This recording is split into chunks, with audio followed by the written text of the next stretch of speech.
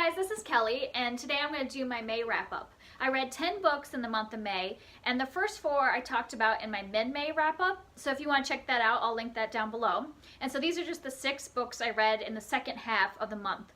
And the order I like to do them in is I like to start with the positive and end with the positive. So I'll begin with the ones I really enjoyed, go down to my middle ones, since I didn't read anything under a 3, and then go back up to the ones I really loved. So the first book I want to talk about is And Then There Were None by Agatha Christie. This book is actually a compilation, but it has the story inside of it. And really, I listened to this as an audiobook because I was recommended by one of my subscribers to check out her audiobooks since they're narrated by a man named Hugh Fraser. And he's an English actor, and I think his accent just like makes the story really enjoyable. It brings in that like ambiance of the old-time murder mystery, and I found it highly entertaining to listen to him. And they're really short. This one was only like 5 hours, so I was able to just like really quickly listen to it over a couple days throughout my walks and stuff, so it's kind of nice to just have his voice in my head. And for those that don't know, this is just your basic murder mystery about 10 people are invited to an island by a mysterious host, and they start dying. And it seems like an overdone storyline, but considering that she wrote this in 1939, it could be the original. So I can't really say it's overdone because, you know, she's like the queen of mystery. I mean, like, we can go back to this as like the beginning.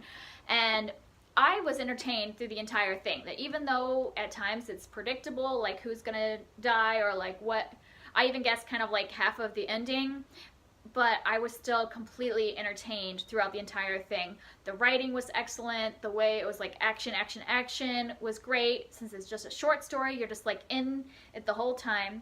So I found it great. I rated it 4.5 stars. And the only reason I didn't go all the way to the 5th star is because I was a little confused at the beginning. It was like a little hard to get into because since there's 10 main characters, you have to be introduced to each one of them. You kind of hear a little bit about their backstory. So that beginning part, I was really confused. I kind of had to rewind and be like, who are we talking about? And maybe if I was reading the physical book, it wouldn't be so bad because I could look back at who the names were. So I was lost a little until they get to the island. Once they were at the island, it was smooth sailing and I could figure out who it was.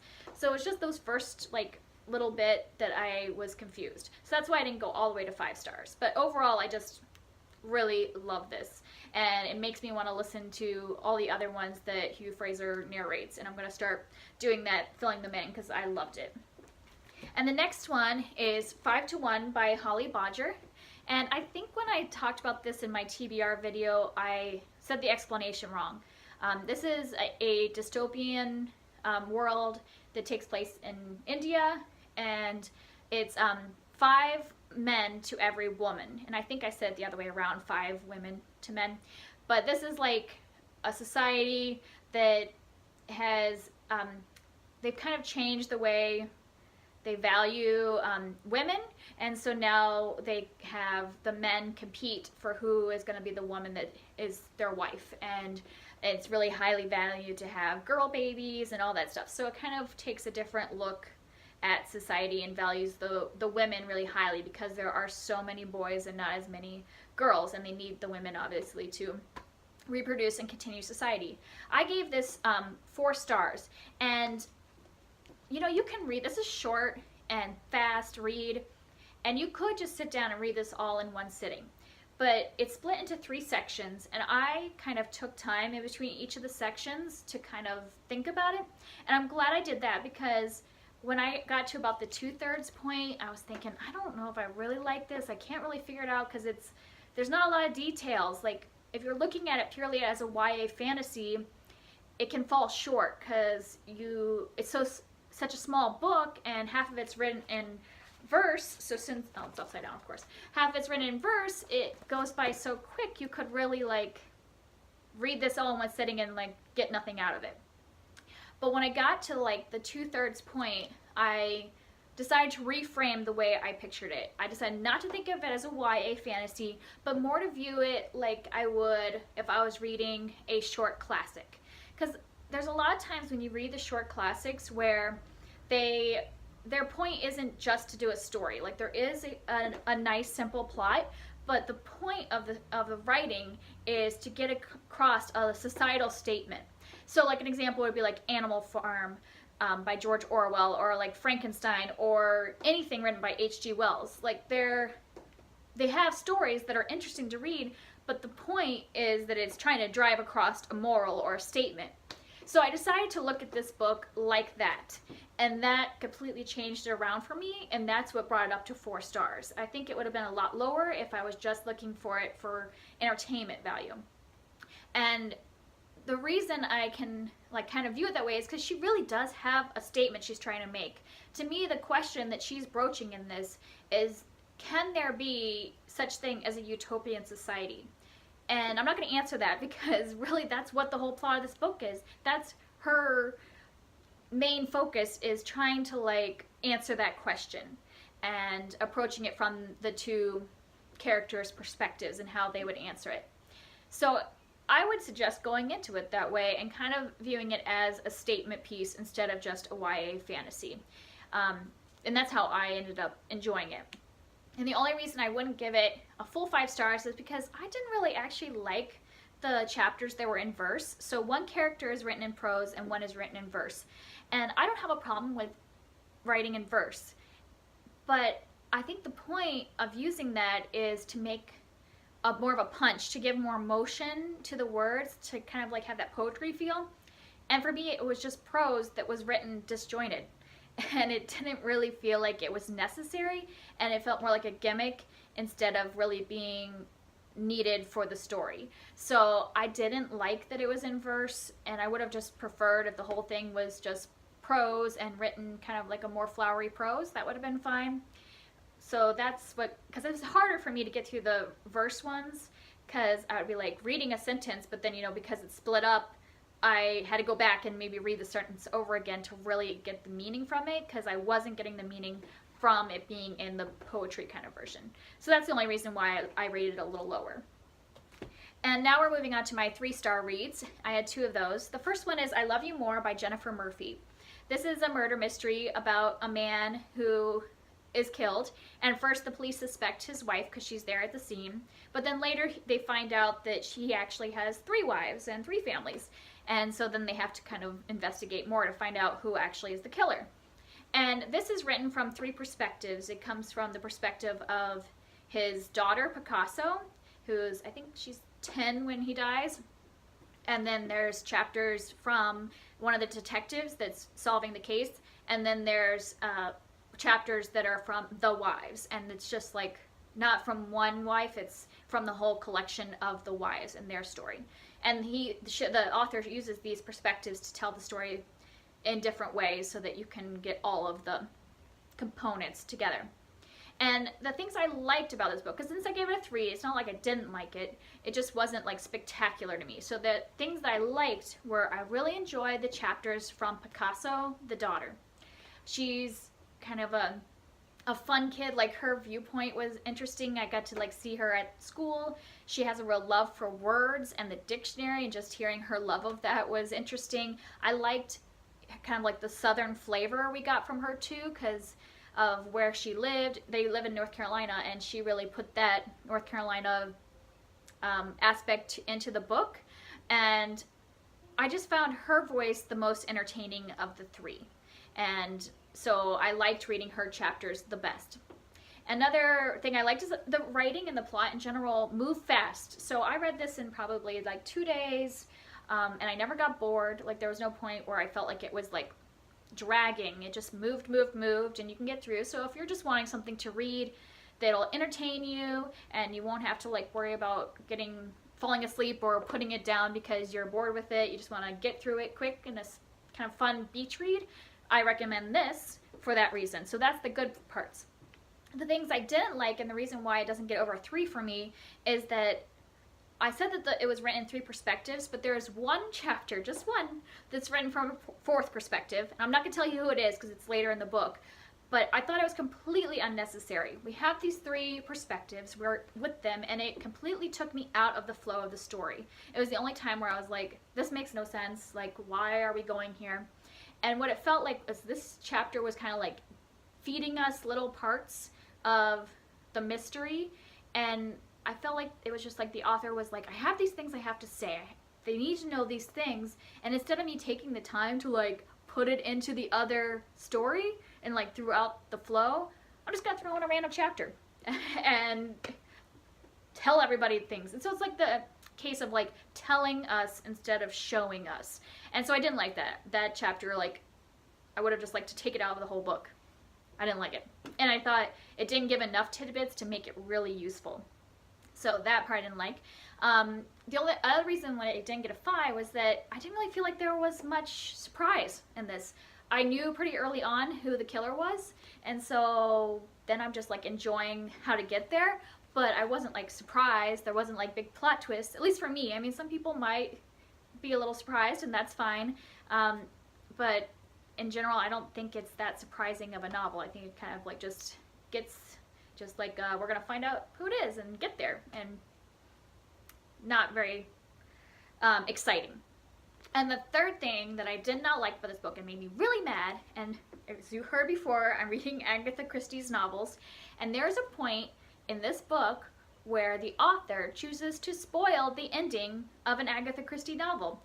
She basically, during one of the chapters where the detective's talking, he's talking about the case with the other detective, and he just lays out the entire plot of the Murder on the Orient Express. And I know that this is an old book, and like the Murder on Orient Express. It's an old book, so the author will probably like, it's okay to spoil it because it's old. You know, it's kind of like Star Wars, you know, people just know the ending or whatever and know the spoiling parts. But still, I didn't want to be spoiled because now I'm reading Agatha Christie, and I wanted to be able to read that book fresh because I actually did not know the ending, even though it's an old book. I'd never heard it before, and then she just written the whole thing. And at first I was going to skip that part, but when you read a murder mystery, every little aspect could lend itself to the ending. So I didn't feel like I could skip it because there must be a reason it's in the book. So if I skipped it, then it would probably be missing something.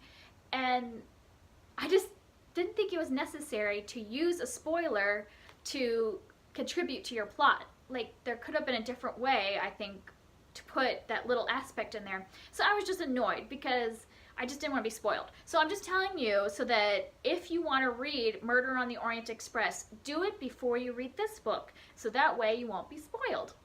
That's all I have to say about that. All right, the next 3-star read I have is Shuffle Repeat by Jen Klein. And this is just a cute little YA romance about 2 people that kind of are from different groups in school, but their parents are friends. And so when the girl moves out to where the guy lives, they end up becoming a carpool because their parents set it up. So they kind of like at the beginning, it's like a hate to love kind of novel. And I really like a YA romance when it's done well. So I thought I was really gonna like this. It sounds like a cute concept because that's one of my favorite tropes, the whole like hate to love thing, and people that maybe have been in each other's lives the whole time but didn't really appreciate each other till later. So all that sounded great at the beginning, but then I started reading this book and the first 100 pages were so hard to get through. It's a 300-page book, so the first third I had to push myself. And the reason was that the main character, it's told from the perspective of June, who is the girl in it. And she is so judgmental and like annoying that for the first third of the book, I was just like, oh my gosh, do I really have to listen to this girl? And I know, like, you know, it was part of her character development that she's going to start out this judgmental, stereotypical, like, cynical high schooler and would kind of develop as she went, but it was really hard to listen to her for the first 100 pages because I just want to be like, oh my gosh, get over yourself. Like, it's not that bad. Like, whatever. But I got past that first 100 pages, and then it started to get better. Like, she started to develop more of as a character, so I didn't find her as annoying, and their relationship started to take off, and it was cute to like experience the last third of the book because the middle was still like her developing herself, and then by the last third I was invested and interested, but it was really hard to get into.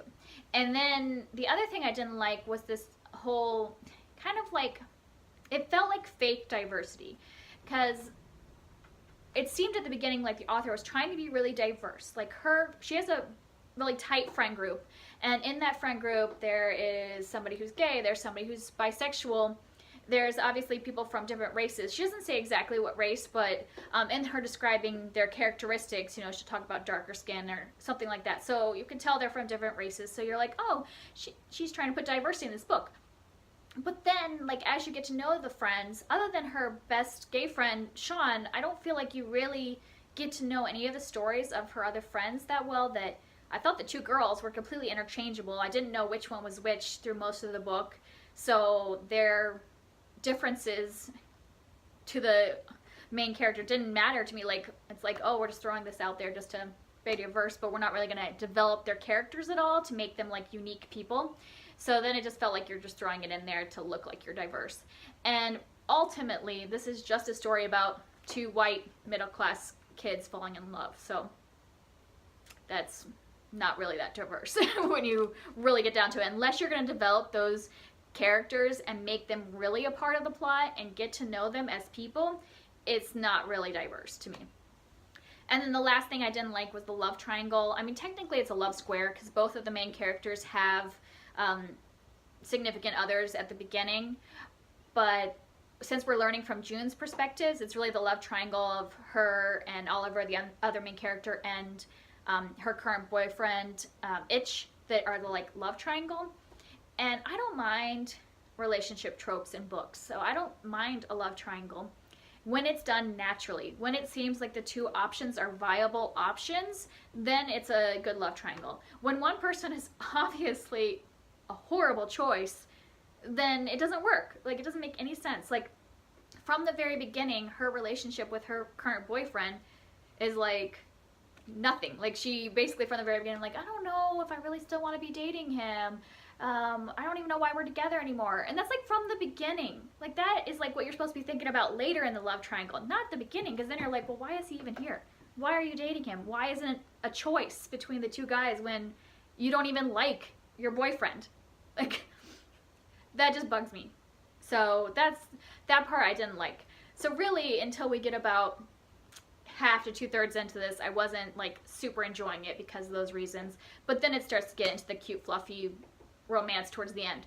So I guess, I don't know if I would recommend this or not, because there's plenty of YA romances out there that have more to keep you engaged all throughout, and maybe you wouldn't be annoyed by those points. I'm just telling you what I didn't like. So if those things don't bother you, pick it up. But if those things like a dumb love triangle and, you know, fake diversity and things like that would bother you, then maybe you should skip this one and try something else.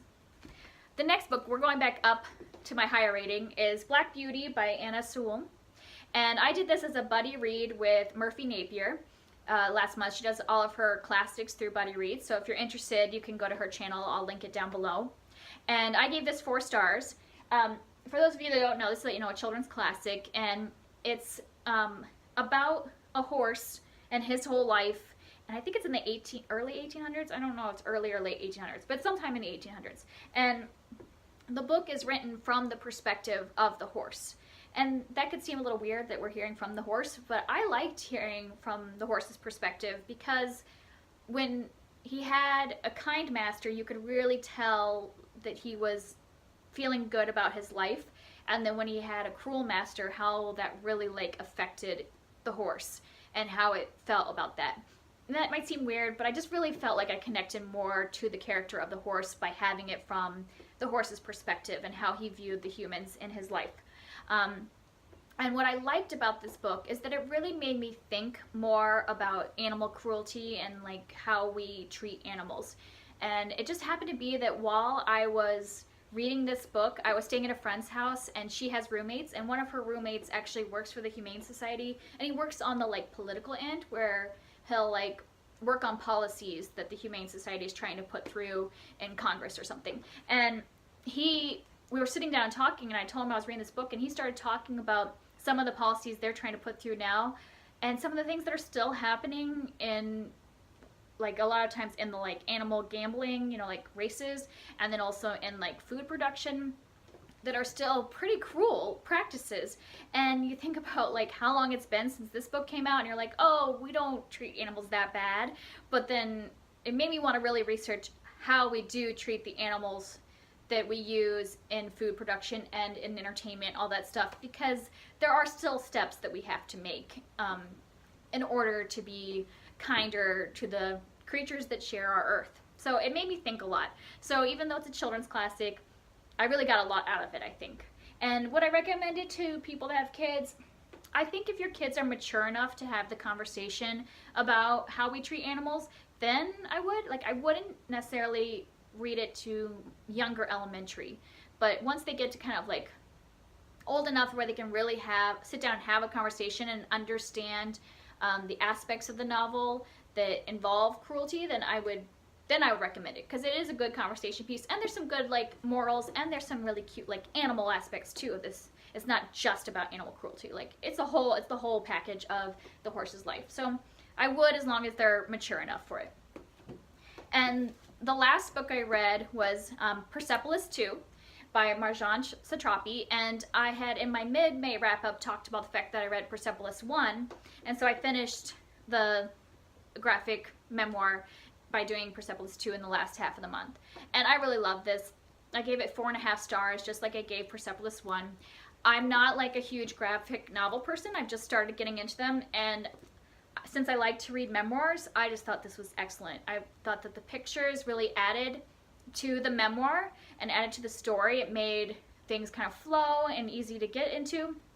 And the first Persepolis 1 is really kind of her preteen years and focuses on that, where Persepolis 2 is more like late teen into early 20s, and so you get more of a grown-up perspective, and I really enjoyed that. I like the first one based on the fact that it was like during the war, and it was kind of one average family's life during the war, but this one was more about her personal story and where she belongs in society, and so I really enjoyed that aspect. So it kind of like, I like them for different reasons.